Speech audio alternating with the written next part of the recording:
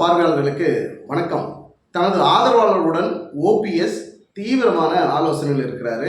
2 நாள் ஆலோசனை. நேற்று ஆலோசனை முடிந்தது. இன்று இறுதியான ஆலோசனை கூட்டம். இந்த கள ஆய்வு ஆலோசனை கூட்டத்தில் யாருடன் கூட்டணி வைக்கலாம், மீண்டும் என்டிஏ கூட்டணியில் தொடரலாமா, இல்லை வேறு கூட்டணியில் இணையலாமா உள்ளிட்ட பல்வேறு கருத்துக்களை தனது ஆதரவாளர்களுடன் பன்னீர்செல்வம் அவர்கள் கருத்துக்களை கேட்டுக்கிட்டு வந்துட்டுருக்கிறாரு. இந்த கூட்டத்தில் தமிழகத்தில் இருக்கக்கூடிய 38 மாவட்டத்தில் இருந்தும் மாவட்ட செயலாளர், அதாவது அதிமுகனுடைய தொண்டர்கள் உரிமை மீட்பு குழு அப்படின்ற அவருடைய மாவட்ட செயலாளர்கள் அத்தனை பேரும் இந்த ஆலோசனை கூட்டத்தில் கண்டிப்பாக கலந்துக்கணும்னு ஓபிஎஸ் அவர்கள் ஒரு கண்டிஷன் போட்டார். அந்த அடிப்படையில் எல்லோருமே இந்த கூட்டத்தில் ஆலோசனை கூட்டத்தில் கலந்துக்கிட்டு இருக்காங்க. இதில் வைத்திலிங்கம், மனோஜ் பாண்டியன், வெல்லமண்டி நடராஜன் உள்ளிட்டவர்கள் இதில் கலந்துக்கிட்டு இருக்காங்க. குறிப்பாக கொளத்தூர் கிருஷ்ணமூர்த்திங்கிறவர் எடப்பாடி பழனிசாமியை கடுமையாக விமர்சனம் பண்ணி பேசியிருக்கிறார். பாஜக கூட்டணியில் அதிமுக உறுதி செய்யப்பட்டிருக்கு. 2021 பன்னீர்செல்வம் அவர்கள் என்டிஏ ஆதரவில் தான் இருக்கிறாரு. ஆனால் இரட்டை தலைமை அதிமுகவுக்கு சரிபடாது, ஒற்றை தலைமை தான் எங்களுக்கு வேணுங்கிறதுனால அந்த இரட்டை தலைமையை இருட்டடிப்பு செய்யப்பட்டு ஒடுக்கப்பட்டு ஒற்றை தலைமை என் தலைமையில் தான் வரணும்னு மிகப்பெரிய சதியை எடப்பாடி பழனிசாமி செய்தார். இரட்டை இலை சின்னம், கட்சி, இதையெல்லாம் எந்த காலத்திலையும் எடப்பாடி பழனிசாமி உரிமை கோர முடியாது. இந்த சூழலில் பாஜகவிலிருந்து பிரிந்து வந்ததற்கு என்ன காரணம்? பாஜகவில் இருந்தால் அந்த சிறுபான்மையர் வாக்குகளை நமக்கு பெற முடியாதுங்கிறதுனால இது நமக்கு சரிபடாதுங்க. நம்ம ஒரு ஆளுமை மிக்க தலைவராக எம்ஜிஆர் ஜெயலலிதா போன்று அந்த வரிசையில் நம்ம ஒரு ஆளுமை மிக்க தலைவராக வரணும் அப்படின்னா பாஜகவிலேருந்து வெளியே வரணும். அந்த சிறுபான்மையர் ஓட்டுலாம் நமக்கு கிடைக்கிறதுல மிகப்பெரிய தடையாக இருக்குதுன்னு பாஜக கூட்டணியிலிருந்து விலகிய எடப்பாடி பழனிசாமி இரட்டை தலைமை தொடங்கப்பட்டு ஒருங்கிணைப்பாளர், இணை ஒருங்கிணைப்பாளர்னு அறிவிக்கப்பட்ட அந்த சூழலில் இது நமக்கு ஒரு பெரிய சிக்கலாக இருக்குது. ஒரு தன்னிச்சையாக முடிவெடுக்க முடியல. எதை கேட்டாலும் பன்னீர்செல்வத்தை கேட்கணும், இல்லைனா இவர் எடப்பாடியை கேட்கணும், இன்னும் பல்வேறு சிக்கல்கள் இருக்குது. இது சரிப்படாது. ஒரு தன்னிச்சையாக ஒரு சுயமாக முடிவெடுக்கணும்னா இதுக்கு ஒற்றை தலைமை தான் தேவைன்னு எடப்பாடி பழனிசாமி பல்வேறு திட்டங்களை போட்டார். இந்த திட்டங்கள் அடிப்படையில் கட்சியை பன்னீர்செல்வத்தை மற்ற நபர்கள்லாம் வெளியேற்றக்கூடிய, நீக்கக்கூடிய பல்வேறு காரணங்கள் காட்டி நீக்கக்கூடிய ஒரு சூழலை எடப்பாடி பழனிசாமி உருவாக்கினார். சரி, அப்படியே இருந்தாலும் இன்னைக்கு ஒற்றை தலைமையில் எடப்பாடி பழனிசாமி இருக்கிற அதிமுக, ஒற்றை தலைமைன்னு சொல்லக்கூடிய அதிமுக எடப்பாடி பழனிசாமி எத்தனை தேர்தலில் வென்றிருக்கிறார்? பாஜகவில் இருந்த போதும் கூட, பாஜகவிலிருந்து வெளியே வந்த போதும் கூட இப்போ ஒற்றை தலைமைன்னு சொல்லக்கூடிய எடப்பாடி பழனிசாமி எத்தனை தேர்தலில் வெற்றி பெற்றிருக்கிறார் சொல்லுங்க பார்க்கலாம் அப்படின்னு கொளத்தூர் கிருஷ்ணமூர்த்தி அவர்கள் வெளுத்திருக்கிறாரு. அவருடைய கோபத்தை பன்னீர்செல்வத்தினுடைய ஆதரவாளர்களுக்கெல்லாம் இது ஒரு குஷியை ஏற்படுத்தியிருக்கும். எடப்பாடி பழனிசாமி எந்த காலகட்டத்திலும் அவரால் அதிமுகவை நல்வழிப்படுத்த முடியாது. தொண்டர்களை எப்பவுமே ஒரு குழப்பத்திலையும் மன உளைச்சலையும் வைத்துக் கொண்டிருக்கக்கூடிய எடப்பாடி பழனிசாமி தன் கூட இருக்கக்கூடிய 10 பேருக்காக ஒட்டுமொத்த கட்சியையுமே இன்னைக்கு அழித்து கொண்டிருக்கிறார், சிதைத்து கொண்டிருக்கிறார். அதிமுக இருக்கக்கூடிய ஒட்டுமொத்த உண்மையான தொண்டர்களுக்கு ஒரு மிகப்பெரிய வருத்தம் என்னன்னா, ஒன்றிணைந்த அதிமுக உருவாக்கணும்.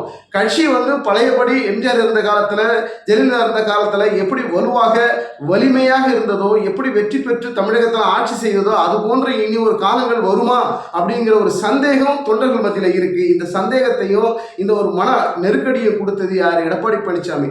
கடந்த தோல்வி மேல தோல்வி, அதாவது 10-11 தோல்விகளை சந்தித்த எடப்பாடி பழனிசாமி ஒற்றை தலைமை வந்த பிறகு நீ ஜெயிச்சிருக்க வேண்டியது தானே, ஏன் தோத்துக்கிட்டே இருக்கிறீங்க? அப்போ தலைமையை ஏற்க மறுக்கிறாங்க. உங்க கூட இருக்கக்கூடிய 10 பேர் மட்டும் போதுமா? ஒட்டுமொத்த 1.5 கோடி தொண்டர்களுடைய ஆதரவு கட்சிக்கு வேணும் இல்லை? அப்போ அதிருப்தியில் இருக்கிறதுனால தானே உங்களை ஜெயிக்க விட மாட்டிருக்கிறாங்க.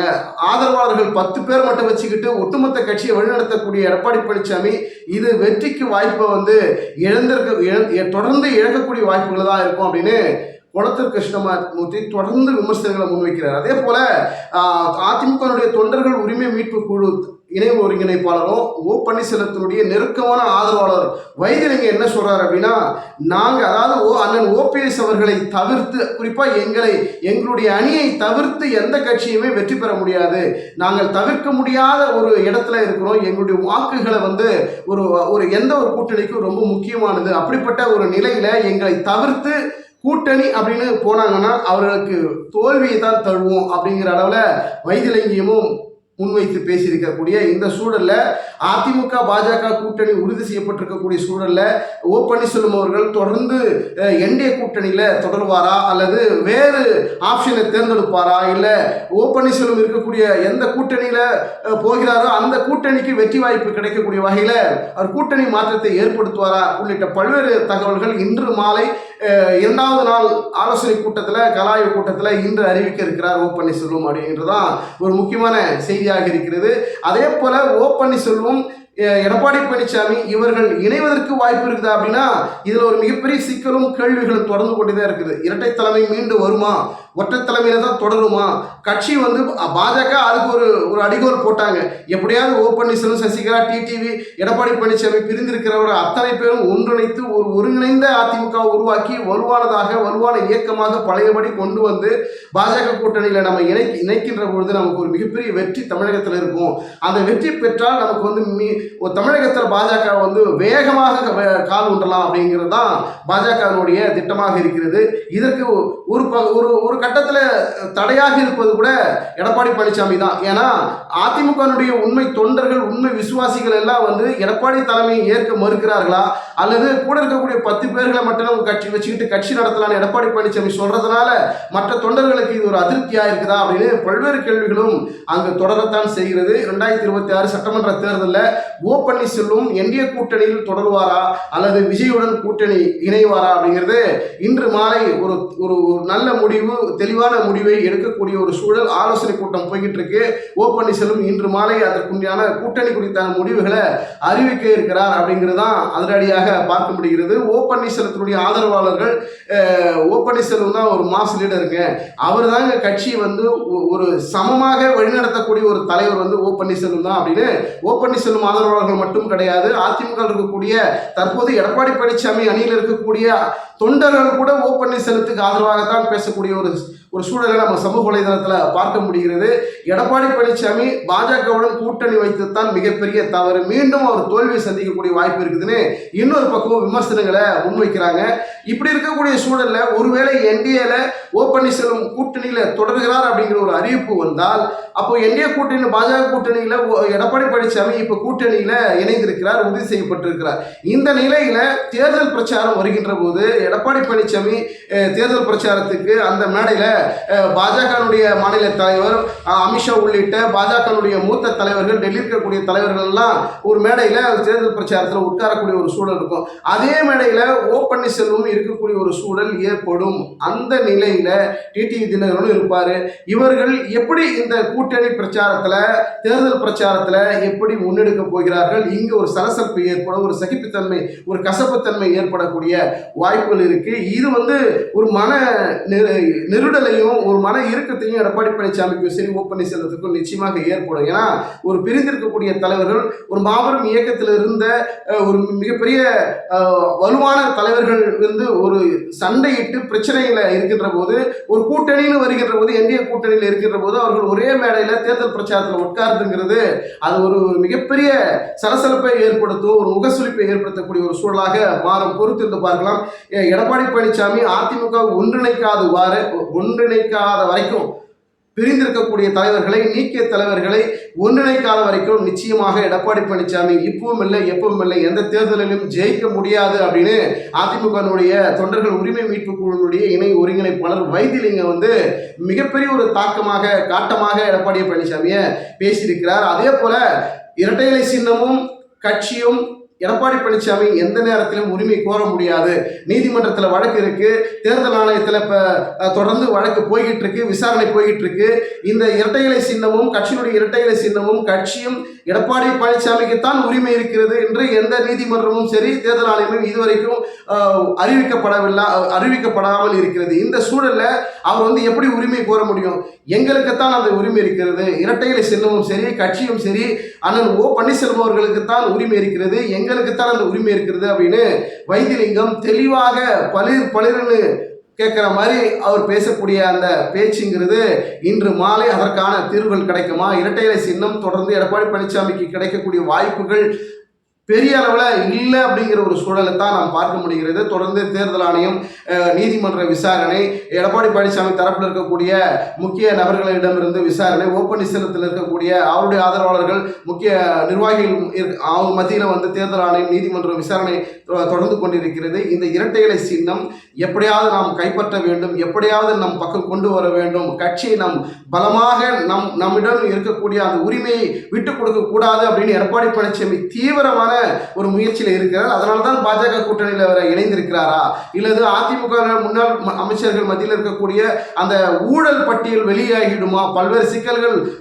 வெளியே வந்துவிடுமோ அப்படிங்கிற ஒரு பயத்துல தான் இரட்டை இலை சின்னமும் கட்சியும் தக்க வைத்துக் கொள்வதற்காகவும் தன் கூட இருக்கக்கூடிய சகாக்கள், அதாவது முன்னாள் அமைச்சர்கள், தன் கூட இருக்கக்கூடிய நெருக்கமான தலைவர்கள் மத்தியில் பல்வேறு சிக்கல்கள் யாருக்கும் வந்துவிடக் கூடாது அப்படிங்கிறதுனால தான் ஒட்டுமொத்தமாக யோசனை பண்ணி பாஜகவில் கூட்டணியில் இணைந்திருக்கிறாரா எடப்பாடி பழனிசாமி அப்படிங்கிற பல்வேறு பிரச்சனைகளும் பல்வேறு கேள்விகளும் தொடர்ந்து போய்கொண்டிருக்கிறது.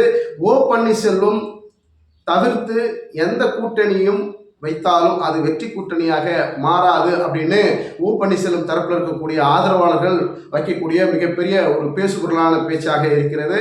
பொறுத்து பார்க்கலாம். ஓ பன்னீர்செல்வம் என்டிஏ கூட்டணியில் தொடர்வாரா அல்லது விஜய் கூட்டணியை தேர்ந்தெடுப்பாரா, அவருடன் இணைவாரா அப்படிங்கிறது மிகப்பெரிய எதிர்பார்ப்பை ஏற்படுத்தியிருக்கிறது. இன்று மாலை அதற்குண்டான 2ஆம் நாள் ஆலோசனை கூட்டம், கலாய்வு கூட்டம், ஆதரவாளர்களுடன் கருத்துக்கள் கேட்பு, யாருடன் கூட்டணி வைக்கலாம், இந்த முறை யாருடன் கூட்டணி வைத்தால் நமக்கு வெற்றி வாய்ப்பு இருக்கு, நமக்கு மீண்டும் மீண்டும் எந்த விதமான இடையூறுகளும் தொந்தரவு வராதவாறு நம்ம கூட்டணியை வைக்கணும் அப்படிங்கிறதுல ரொம்ப தெளிவாக இருக்கக்கூடிய ஓ பன்னீர்செல்வம் எடப்பாடி பழனிசாமியை ஓரங்கட்டப்படுகிறார்களா, இல்லை பாஜக கூட்டணியில் எடப்பாடி பழனிசாமியை, அதான் எடப்பாடி பழனிசாமி ஒரு பக்கம் விஜயுடன் கூட்டணி வைக்கிறதுல பல்வேறு முயற்சிகளும் செய்து கொண்டிருக்கிறார்.